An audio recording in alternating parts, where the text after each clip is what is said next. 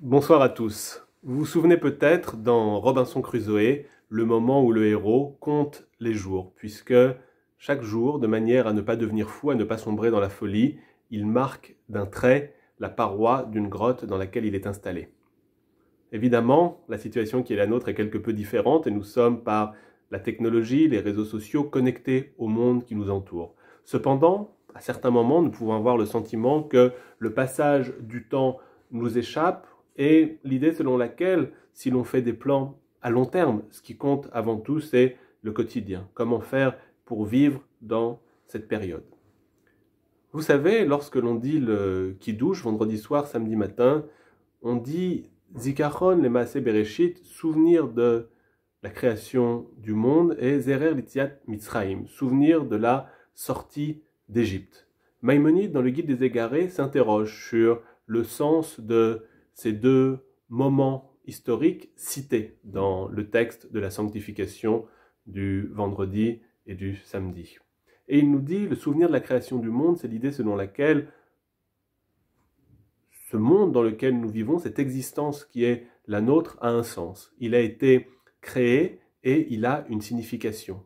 La raison pour laquelle nous sommes sur cette terre est porteuse de sens, est porteuse d'un message. Souvenir de la sortie d'Égypte, nous dit-il, c'est de manière à se souvenir d'une chose absolument essentielle dans nos vies, c'est le fait que nous sommes les maîtres de notre calendrier. Le fait que nous sommes capables d'avoir la main sur le déroulement des jours et des semaines. Lorsque nous étions esclaves dans le pays d'Égypte, à aucun moment nous ne pouvions nous gouverner, à aucun moment nous ne pouvions décider de la gestion du temps. C'est le pharaon qui décidait qui devait travailler et à quel moment, quel jour. En devenant libre et en adoptant le principe d'un repos hebdomadaire avec le Shabbat, en adoptant le calendrier des fêtes, on prend sur soi la possibilité et la responsabilité de marquer le temps et de faire en sorte que aucun jour ne ressemble à l'autre et que aucun jour ne soit un jour fait pour le vide, fait sans aucune signification.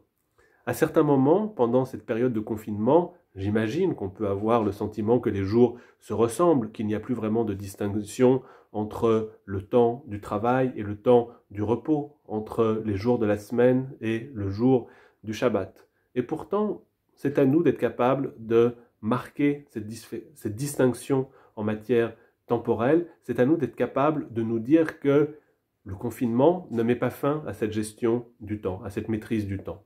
Un grand livre de la pensée juive au XXe siècle est celui de Abraham Heschel, qui a pour titre en français « Les bâtisseurs du temps ».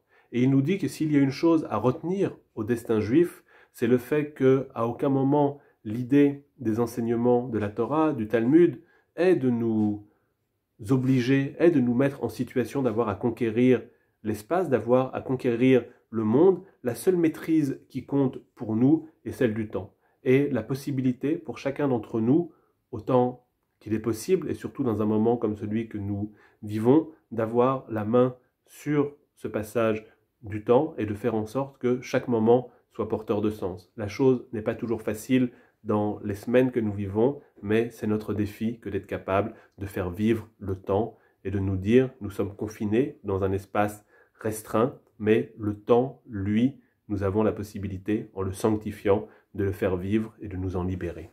Bonne fin de journée à tous.